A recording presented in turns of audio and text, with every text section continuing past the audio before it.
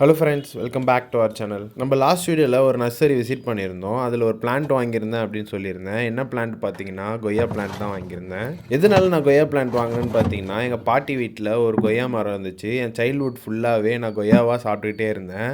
ரீசெண்டாக அந்த மரத்தை வெட்டிட்டாங்க. பக்கத்து வீட்டில் வெட்ட சொன்னதுனால வெட்டிட்டாங்க.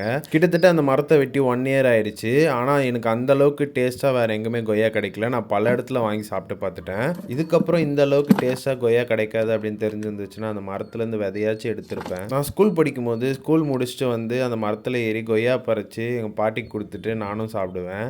என்னோட ரொட்டீனாகவே இருக்கும் அது. நான் தினைக்கும் வந்து பறித்து சாப்பிடுவேன். ஈவினிங் டைமில் நான் மட்டும் இல்லை, கிளி வரும், நிறைய அணில் வரும், அவங்களாம் சாப்பிடுவாங்க. நல்லாயிருக்கும் பார்க்கவே. நான் நிறைய இடத்துல தேடி பார்த்தேன். எனக்கு சின்ன சின்னதாக தான் கிடச்சிச்சு. இது கட்டிங்ஸ்லேருந்து வந்துச்சு அப்படின்னு சொன்னாங்க.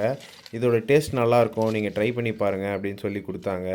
1 இயருக்கு இது பூ வச்சா கூட நீங்கள் எடுத்துருங்க. இது நல்லா வளர்ந்ததுக்கு அப்புறமா பூ வைக்கட்டும். அது வரையும் நீங்கள் பூ வச்சா கூட அதை கட் பண்ணி விட்டுருங்க அப்படின்னு சொல்லி கொடுத்தாங்க.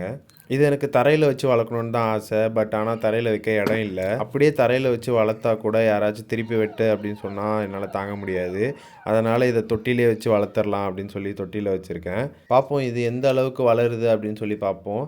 அவங்க சொன்ன மாதிரி பூ இதுக்கப்புறம் 1 வருஷம் வச்சா கூட நான் கட் பண்ணி விட்டுட்டு அது நல்லா வளர்ந்ததுக்கு அப்புறமா பூ வைக்கட்டும் அப்படின்னு சொல்லி வெயிட் பண்ணி பார்க்க போகிறேன். மந்த்லி ஒன்ஸ் நான் உங்களுக்கு இதை அப்டேட் பண்ணுறேன், எந்த அளவுக்கு வளர்ந்துருக்கு அப்படின்னு சொல்லிட்டு. உங்கள் வீட்டு பக்கத்தில் யாராச்சும் மரம் வச்சுருந்தா தயவுசெய்து வெட்டுங்கன்னு சொல்லாதீங்க. அது எந்த அளவுக்கு வலிக்கும்னு எனக்கு தெரியும். நீங்கள் உங்கள் வீட்டில் என்ன மரம் வச்சுருக்கீங்க அப்படின்றத மறக்காமல் கமெண்ட் செக்ஷனில் சொல்லுங்கள். டாடா, பபாய்.